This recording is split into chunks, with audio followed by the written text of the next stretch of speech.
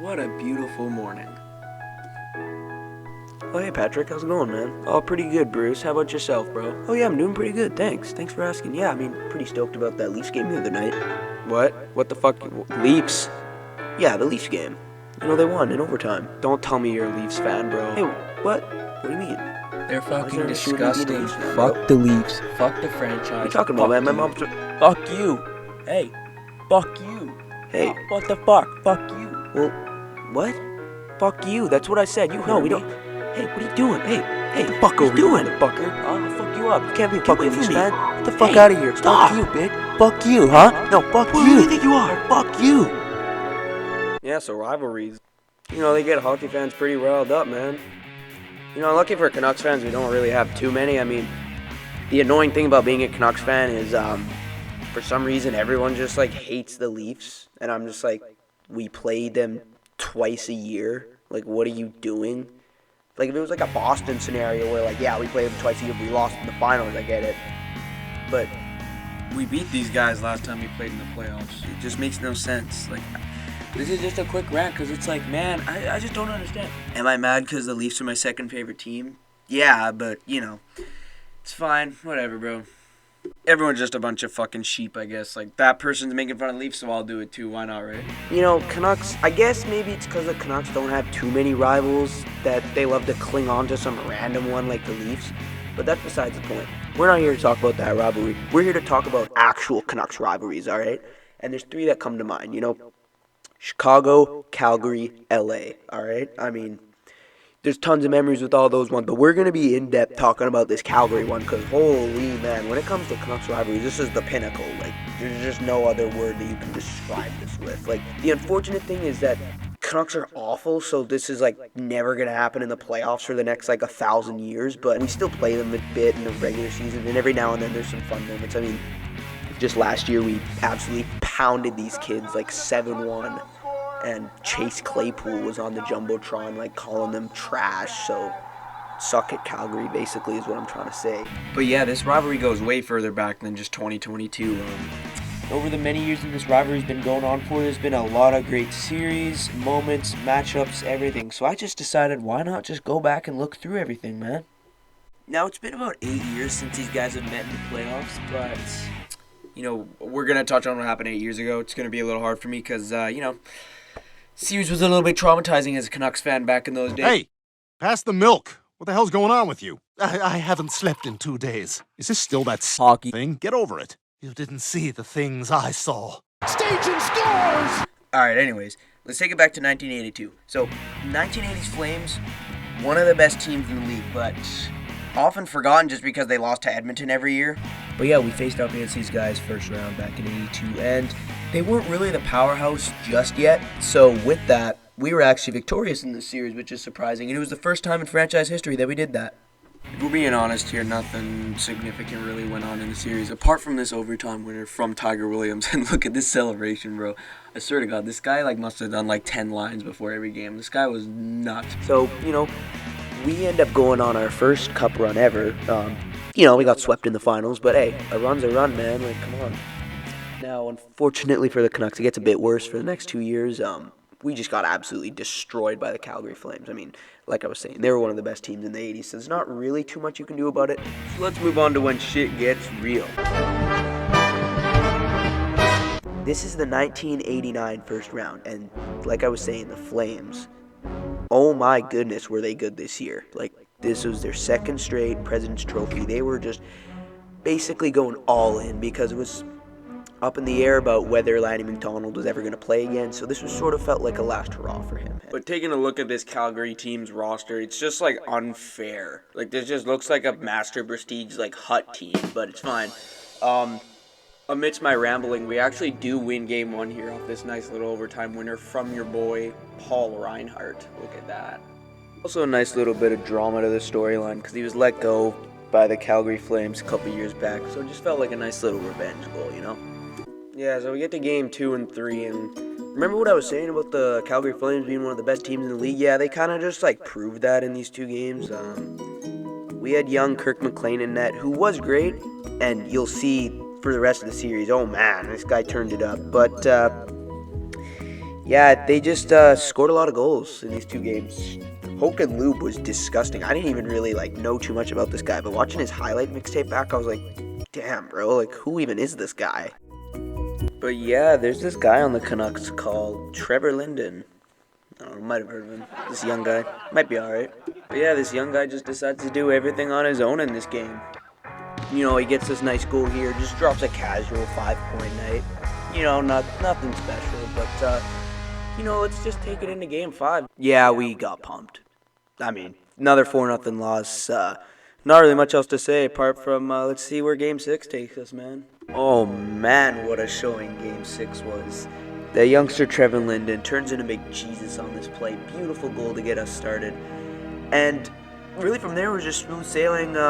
Game gets capped off by this really nice breakaway goal by Brian Bradley. Shout out my boy. And man, let's take it to Game 7, dude. Well, here we are, the Saddle Dome, Game 7. Oh boy, are Calgary nervous, and oh boy, are the Canucks feeling loose. We have absolutely nothing to lose in this game. Now, Calgary takes a lead in the second off this really stupid goal. Mullen just fires it on net. Poor Harold Snaps is in the wrong place at the wrong time. But look, if they want to be scoring these stupid deflected goals, then we're just going to give them a taste of their own medicine. That's exactly what we're doing right here, man. Lidster just fires it on net and hits Tanty's skate. He's not even looking at the goal, but we don't care.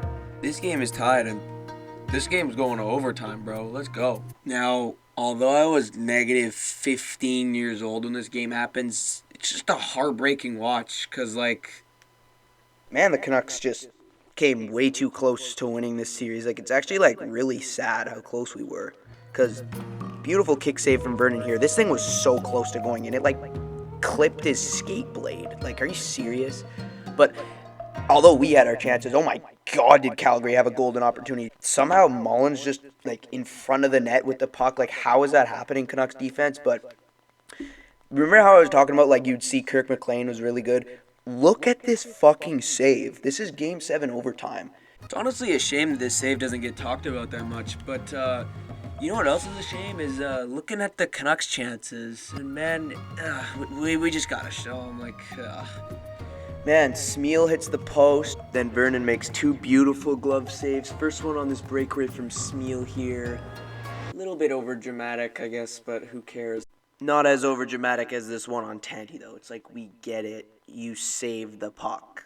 Just move on, bro. And, it's kind of annoying because, here's the goal that wins it.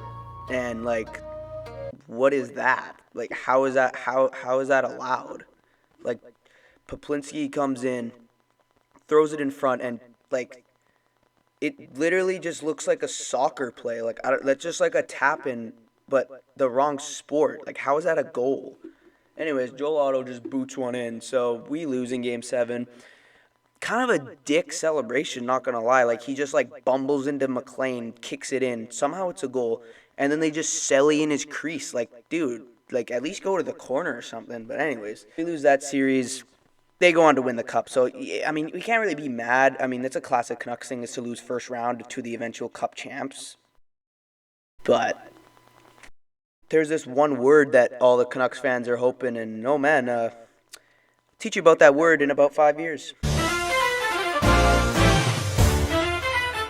Yeah, so 5 years have passed. It's 1994, and remember that word I was talking about? Yeah, it's called revenge. So coming to 1994, Canucks had a bit of an off year this year, ironically. I mean, we'll get into what happened in the playoffs this year, but basically, they were Smythe Division champs in 92 and 93, but 94 they fell down to 7th seed. But that's fine. I mean, they're still in the playoffs. Who cares, really?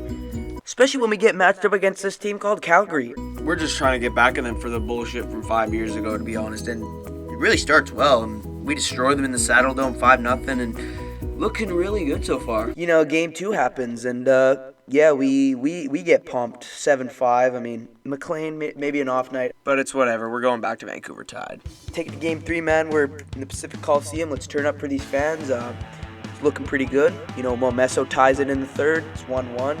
Ready for a good game. Oh man, really?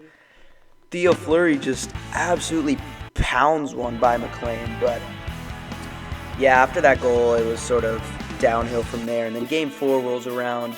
I mean, terrible start. We somehow let Ron Stern score on us, which is just never a good thing.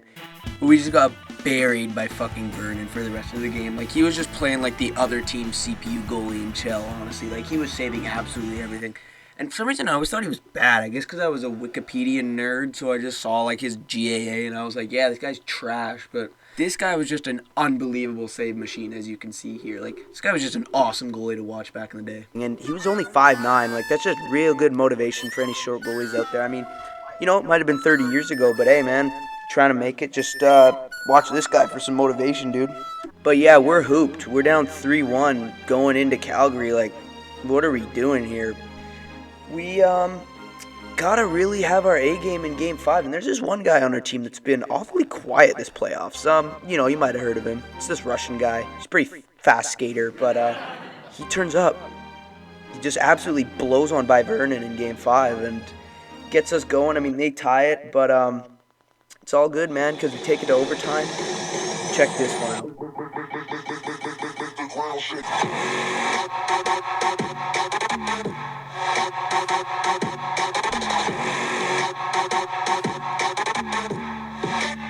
Beautiful rip from Jeff Cordnell here, man. He just decided to activate off the rush X Factor and just absolutely sniped one by Vernon. Nice little celly, too, even though we are still actively losing the series, but Doesn't matter, though, because we're going to Vancouver, man, for Game 6, and boy, it just keeps coming here, man. Now, I'd be lying if I said we had a hot start in this game, but this goal from Toronto gave us a lot of energy because we were getting absolutely worked by Calgary before this. Now, unfortunately, early in the third, they tie it up, but it's all good. Taking it to overtime yet again, and yet again, I will let this play out for you. Murray has it in the corner. He's being watched by Fleury. Murray getting set. Lets the shot go through traffic. They jam away. They score! Linden!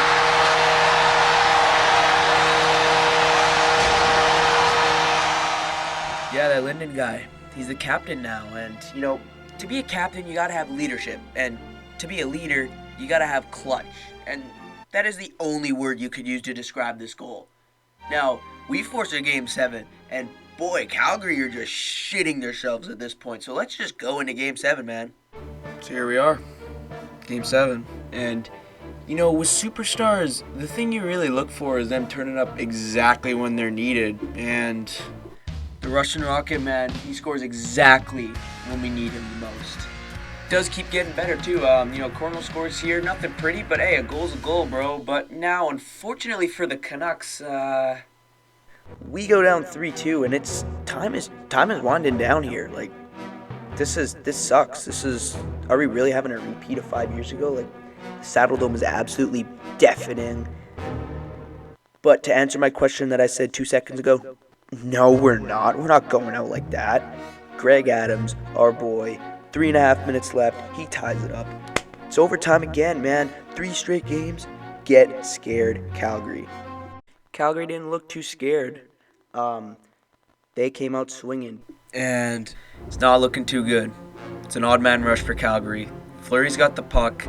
Plenty of men open. He sees the man backdoor, and in this split second, all the demons from 5 years ago creeped straight back up into every Canucks fan's heads. But look, I'm not going to say another word here. I'm just going to let this play out. Fleury, here he comes with Reichel. Fleury, for Reichel. Great save by Kirk McLean. And Jim, I think the red light came on again. All right, yeah, so odd man rush for Calgary to actually 3-on-1. Now, worst thing is, Jyrke Lume's back. He's our offensive-minded D-man, but Fleury cross-creases it. Look at that save. Oh my God, man. There's a reason why it's called the save. Like, it saved so much. Had this team gone down first round, like, people often forget the fact that this team was falling off from the success of years prior. And, I mean, we saw the rapid collapse after the fact, but this run definitely overshadowed it, and obviously the run doesn't happen without this save. Now, there's still a game to be played, and, I think we all know where this one's headed. Brown, a hit for Murray. Murray going in. He scores! Campbell Murray has won it for the Vancouver Canucks. It's a triple overtime hat trick for Vancouver. Jeff Brown gets it at the far blue line, sees Burry streaking in, beautiful pass right on the tape. Burry's in alone, and he does what he does best. Quick little move in tight, slides it past Vernon, and that's it. Just an all-time goal, all-time celebration too, as he absolutely tomahawks a stick in the crowd. Probably hits some Calgary scum in the head, but we do not care because we did it. And we kept doing it. Took it all the way to Game 7 of the finals, and there's nothing else to thank apart from this series because nothing could have energized us more and given us more momentum, more heart, more character than this unbelievable series. Because we were able to knock Dallas out in 5. Shout out for the nastiest elbow I've ever seen in my life. This guy just absolutely kills Shane Churla. But we knocked them out easily. And we get to Toronto. We smack them in 5-2. And just the greatest Stanley Cup finals of all time. And we came oh so close to having one of the NHL's greatest Cinderella runs of all time. Well, after 1994, the rivalry kind of died. That was sort of just because both teams were just ass. Yeah, and the collapse that I was talking about earlier with the Canucks, it definitely started showing because in 95 we lost in the second round to Chicago, and then 96 we got bounced early by Colorado. Now, that 96 team, huge what if because Bure was injured for basically the whole year, but that's a subject for another time. And Flames fans also had their hearts broken in Game 7 of the first round the next year where San Jose beat them and then they got swept first round in 96. So both these teams really suck now, and it just kept getting worse for both of them, especially the Canucks, because we just decided to just trade everyone and take in all the Keenan guys. So it was a dark era for a couple of years there, but there is light at the end of the tunnel. This gem that we got in an absolute steal of a trade back in 96 came in and became one of our best players and one of the league's best players and really helped revive the Canucks as a franchise. And funnily enough, he and Jerome McGinley, the guy who helped revive the Flames organization in the early 2000s, were always head-to-head in Art Ross battles, and it got to its absolute peak back in 2002. It seemed as though these guys were fighting the entire season to get number one in the points race. Now, although Ginla ended up being victorious with an amazing 52 goals and 96 points, Naslund had a close second with 90 points, and this mini rivalry ended up inspiring a Nike ad.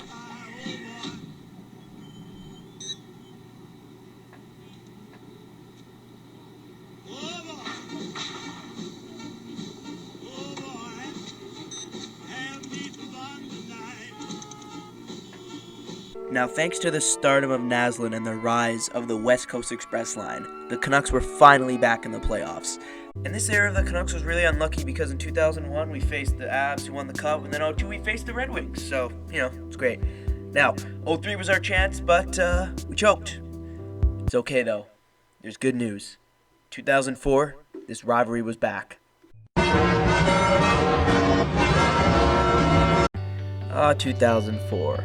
Year that I was born into this beautiful world, and another year of the West Coast Express line. Now, although their numbers peaked in 2003 and they were clearly crushed from the postseason that happened that year, they were still the West Coast Express.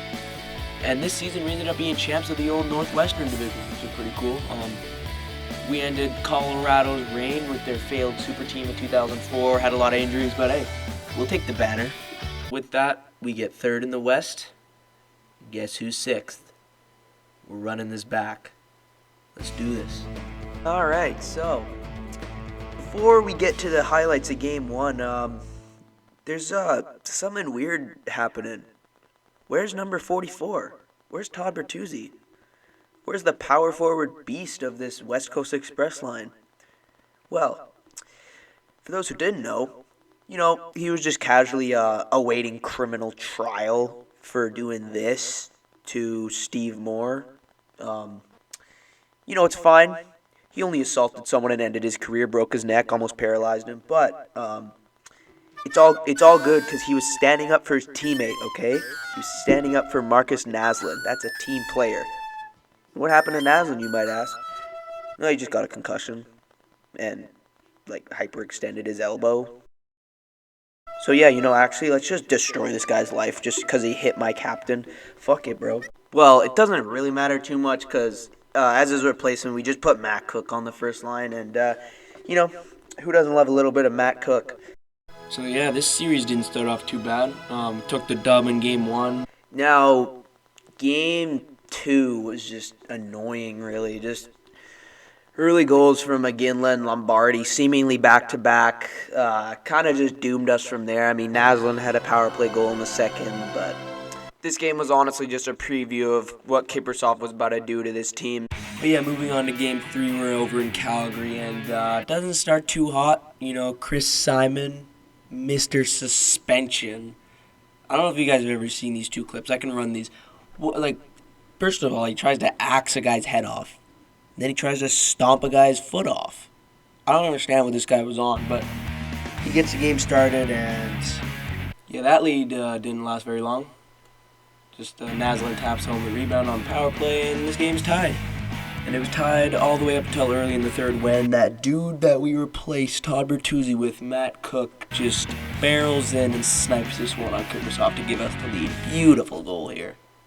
Now we ended up holding out for the win. Unfortunately for the Canucks, though, we lost Kluche in the first period, and this was a tough blow because Kluche was having one of his best seasons. And luckily enough, though, since the Canucks used to be a goalie graveyard, streaming every single goalie ever, we actually had a couple decent backups. So in place came in Johan Hedberg. He closed out game 3, but his reign as starter did not last very long because we got pumped in game 4. And he was replaced with Alex Auld. So this goalie situation is just a nightmare right now. And they closed us out 4-0. Iginla got the empty netter. Of course he did. You know, just had to keep on bullying us. Like, bro, leave us the fuck alone. What the hell? Yeah, we made it back to Vancouver tied in the series. Not ideal, but it's okay. Oh, never mind. It's not okay because they just scored. Conroy on the power play. Very annoying. And it's fine, though. It's fine because we get a power play goal of our own. Henrik Sedin, shout out my man. Oh, bro. What the hell? I said leave us alone. Bro, fuck. Yeah, that Iginla goal in the third wound up being the game winner because him and Kiprusoff just love to keep on fucking destroying all of our lives. It's fine. Not where we want it to be, but going down 3-2 heading to Calgary, oh god. But there is no stress at all, it seemed, because man, this was an amazing start. Holy shit. So Ruutu taps home this one. Then on the power play, look at this goal from Sedin. Oh my god. Then shortly after, Mayday makes it 3-0. And then Jeff Sanderson breaks in.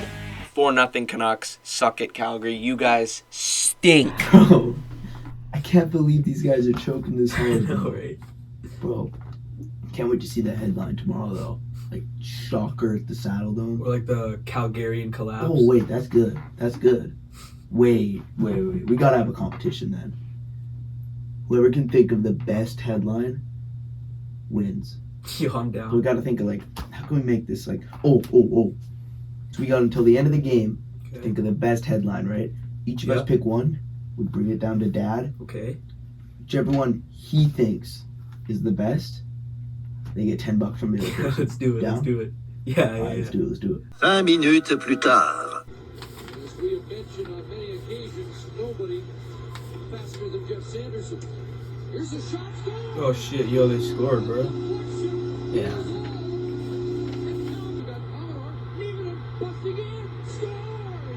Are you fucking kidding me? Don't tell me we're doing this. We can't be, right? They scored a pair to cut the lead in half. I know, right? Just Marty believe it. And Chris Clark would get a stick on it. I'm gonna go piss Yeah, real go quick. on.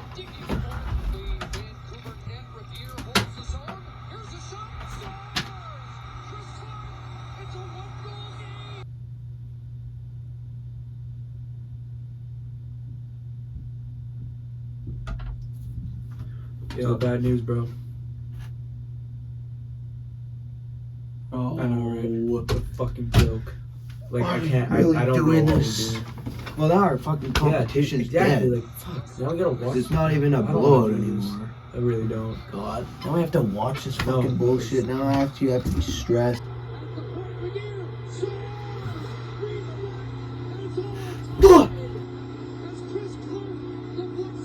So yeah, that happened, and now we're in overtime. And it didn't take one overtime, or two. It only took the longest game in Canucks history at the time. Let's roll it. Morrison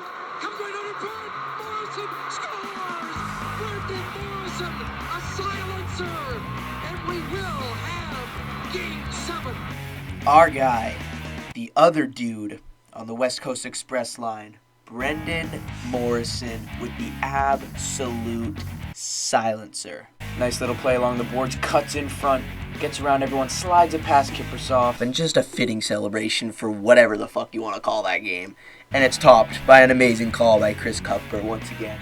And for the first time out of these couple series, we're going back to our home barn for this Game 7, so let's do this.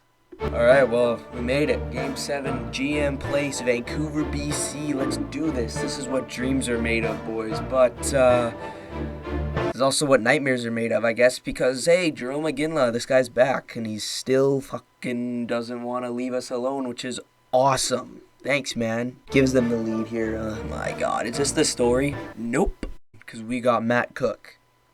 Ties the game up. Huge. GM Place is absolutely exploding. But we just forgot how to play hockey. Yeah, the amount of giveaways was grotesque after this goal. I have no idea what happened. Like, we just kept losing the puck, messing up passes, messing up, like, attempted end-to-end rushes. It's fine, because Alex Auld was in net. He was actually holding it down pretty well. Tell this one. Jerome McGinley again. Of course it was Jerome McGinley again. Just, I like, this is actually, like, unfair. Like, this is beyond bullying. Like, we gotta get the principals and shit involved in this. Like, bro, stop, please. Oh, my God. And as the time slowly but surely ticked away, it was danger hours. But, hey, remember about that not knowing how to pass stuff? Yeah, we're still doing that. It's a perfect time to not know how to string a tape-to-tape pass together, honestly. Especially Jovo Kopp. I don't know what was going on here. He just kept losing the puck. It's okay, though, because, like I said, Alex Auld was holding it down pretty well. Things were looking really good, though, with about 2 minutes left, because Andrew Ference takes a stupid penalty, slashes a guy, and breaks his own stick. It's like, wow, you really showed him. But, yeah, this is it. It's absolutely do or die. We got a minute 30 of 6-on-4.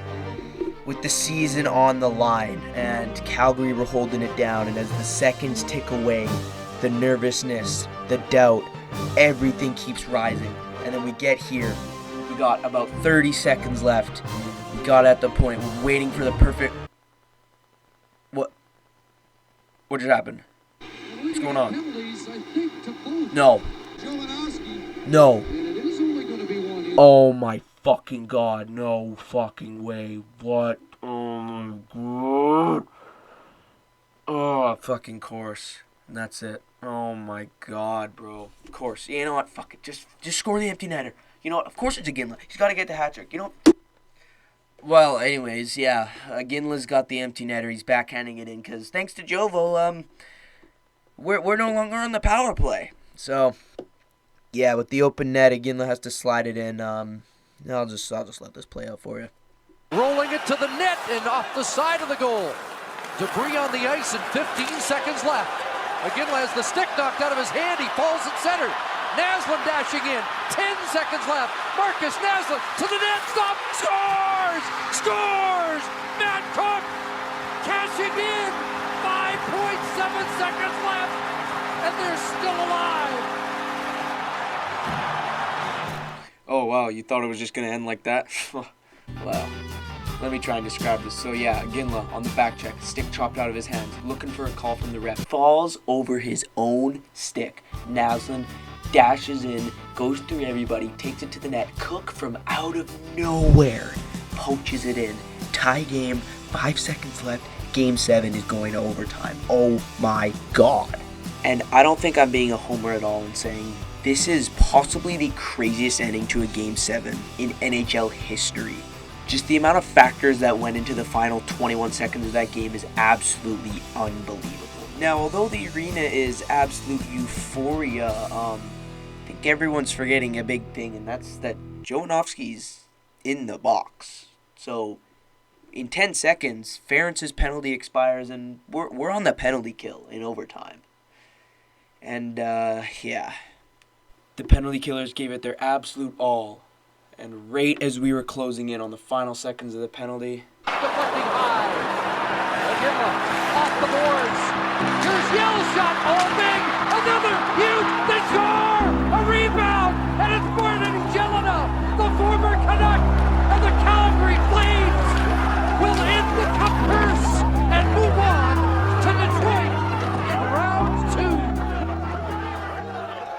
absolute crushing blow to end the season. And check out this play from McGinley, though, man. This guy was so goddamn good. He's getting his jersey tugged, gets the puck to yell shot, big save by Ald, rebound, another save, but he can't save them all. And just like that, the mayhem of a series comes to an abrupt end. And it came at the hands of a member of the 94 Canucks, Martin Jelena. He was also the asshole that hit the post in Game 7 of the finals, so, like, thanks, man. You had to bury us here, but you couldn't bury that one at least. Like, whatever, bro. We'll get him next year. Well, next year didn't even happen. And throughout next year, Bertuzzi was serving that one-year ban he got from the NHL. And look, this rivalry had another death, to be honest. Because after 2004, these two teams didn't play in the playoffs for a while. But there was a bit of regular season fun in the mix. I mean, to start, Trevor Linden's final game was played against the Flames at GM Place. And just like 4 years ago, Iginla kept on bullying us. He buried his 50th of the year in this game. But since he's as classy as they come, he tells his whole team to come right back out onto the ice and congratulate Linden on an unbelievable career. Just an absolutely amazing show of sportsmanship by one of the greatest leaders the game has ever seen. Now, like I was saying, there was a bit of a hiatus from a playoff matchup between these two guys. Now, we could have faced each other in 2009, but the Hawks swamped the Flames first round. Would have been nice if they could have actually won, because we also got our hearts broken by the fucking Hawks that year, so, you know. The next year, there was not too much that really happened. I mean, there was this really nice goal by the Sedins against Calgary. This was awesome because going into this game, Sedin needed 1 point to take the lead for the Art Ross, and since Calgary sucked, he was just stat-padding his ass off. He had like 4 points this night, and this was one of them.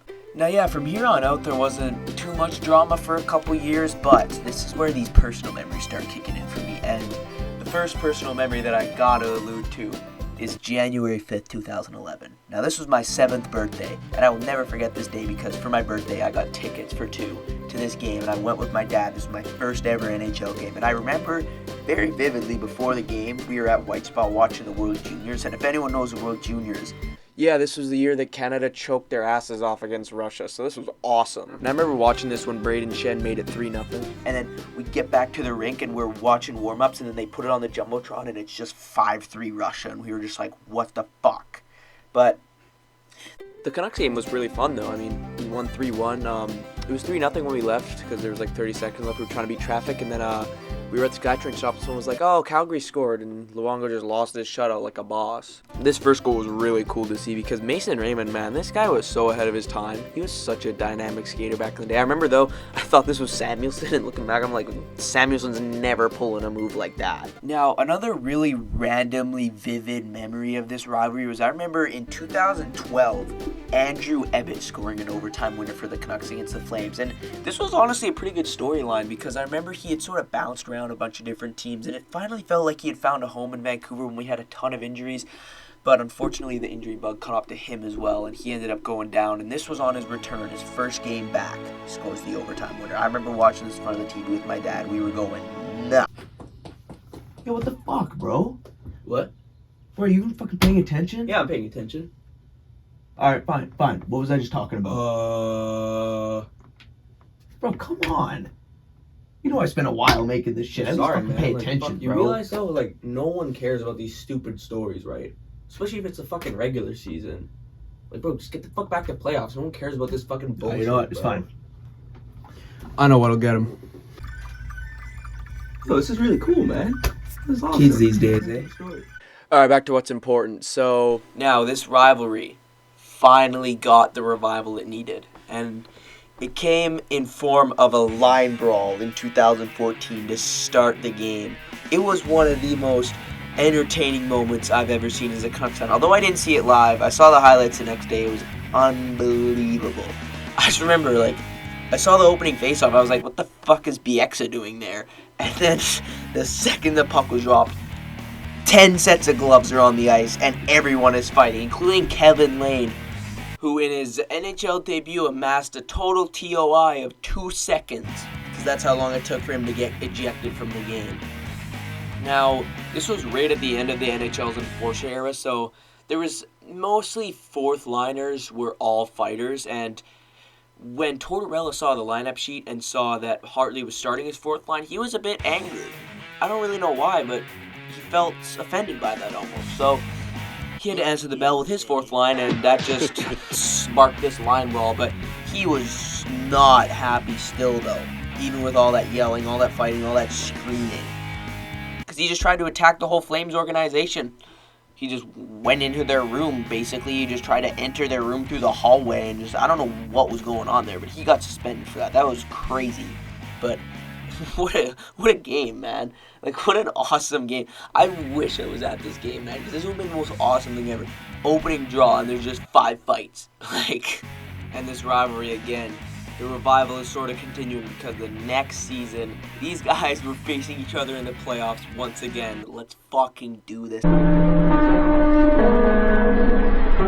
Now, if you remember a millennium ago, I said that 2015 was a pretty tough series to watch as a Canucks fan and was a bit scarring, if you know what I mean.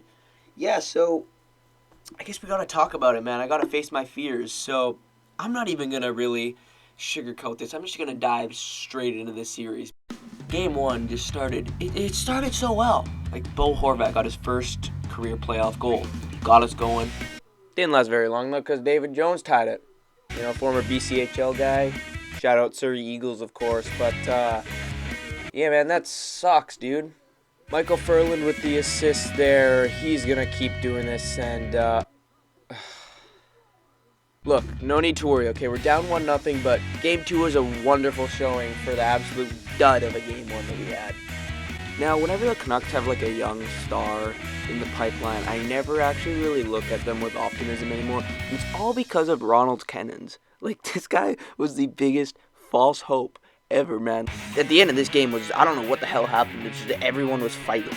So that was great. And we went into Calgary for Game 3 and 4 and just got picked apart. Furland was eating us alive, which not only did he eat us alive in this series, we then spent money on him for maybe 10 games, and then he just had crippling concussions and retired, basically. So, thanks, man. Game 5 didn't start too hot, though. David Jones got the early goal, and we're in a hole early. But just as you thought it couldn't get any worse, Mason Raymond, Mr. McDavid before McDavid, has a breakaway, and it's fine. Because Nick Bonino once upon a time was on the Canucks, and he snipes one to tie the game. Beautiful goal. And then in the early third period, Daniel Sedin gives us the lead, and we held on thanks to good play from Ryan Miller and solid defensive work from everyone else. We're going back to Calgary for Game 6. Let's force a Game 7 back in Vancouver. Let's do this.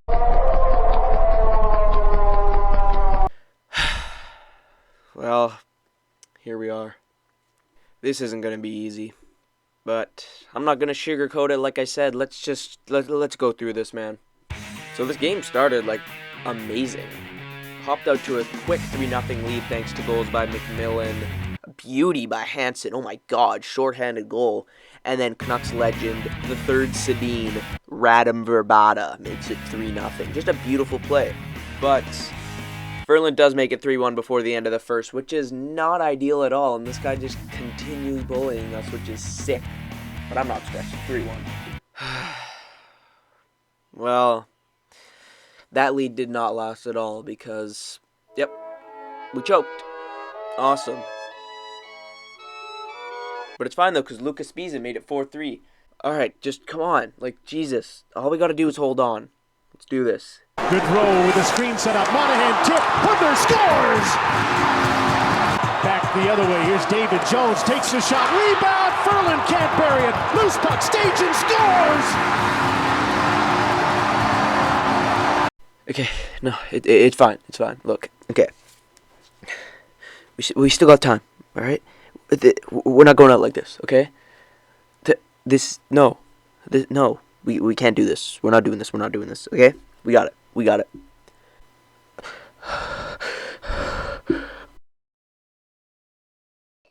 Watch this, Lise. You can actually pinpoint the second when his heart rips in half. And now.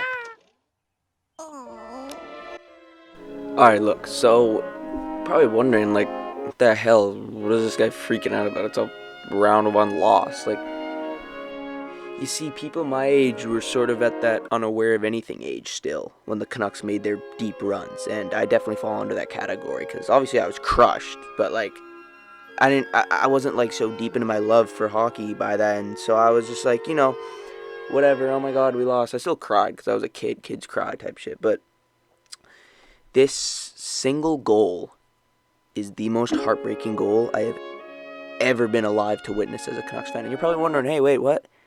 What about Shea Theodore's goal in Game 7? Yeah, I didn't watch that. You want to know why? Turned it off. Couldn't handle it. The Leonard save and that dud 5-minute power play was enough to tell me how that game was going to go, so I just pussied out.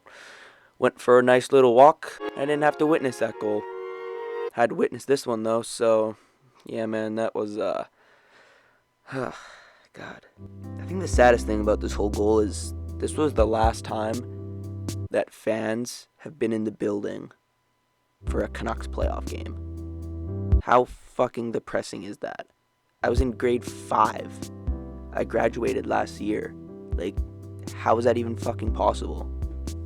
This video is basically a movie at this point because I just don't stop fucking rambling. But yeah, 2016 rolls around.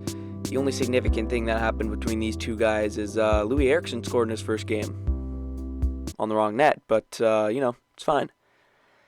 This was really just the perfect way to show how this next couple years we're gonna go for the Canucks. But there is good news. It's good news because 2018, another Swedish sensation burst onto the scene and scored in his first game against Calgary, and this one was actually a nice goal on the right net. So yeah, Elias Pettersson on this 2-on-1 rips it top corner. This was an amazing feeling because I was very skeptical about the draft choice at the time, but this goal was sort of the start of another era, and I'm hoping that this era doesn't die out, but look, I'll enjoy it while it lasts anyways. Then July 1st, 2020 rolled around, and this was the birth of the Calgary Canucks because they just signed everyone from the Canucks basically, and they keep doing it. Yeah, and then there was that 7-1 pounding that I talked about right at the start of the video, and fast forward to present day, final home game of the season, we foil Calgary's playoff hopes, so it's a great way to close out this video. We can just walk out throwing the double barrel up to all the Calgary fans, so that's about it, man. This rivalry might not have the greatest history ever in terms of how long it's been going on for, but if you're looking for action, look no further than this one, man. First one to ever have 3 series go to Game 7 overtime. Out of all the rivalries that the Canucks have, this one is tied for first for the most fights with a whopping 214. Now, that's about all I have to say about the rivalry, and, if you made it this far and were able to listen to all of my rambling, first of all, how much goddamn Vyvanse are you taking? Like, you must have, like, some Gandhi-level attention span if you're able to listen to all of that rambling. But anyways, that's besides the point. If you did make it this far, I can't really put into words how much I appreciate it. This was a ton of fun to make, and, hopefully there's a lot more videos like this in the future. If you guys got any suggestions, feel free to leave them down below, and if you enjoyed, feel free to drop some love as well down below, like, subscribe, all the good stuff. Yeah, that's about it for me, man. So with that, I'm out of here.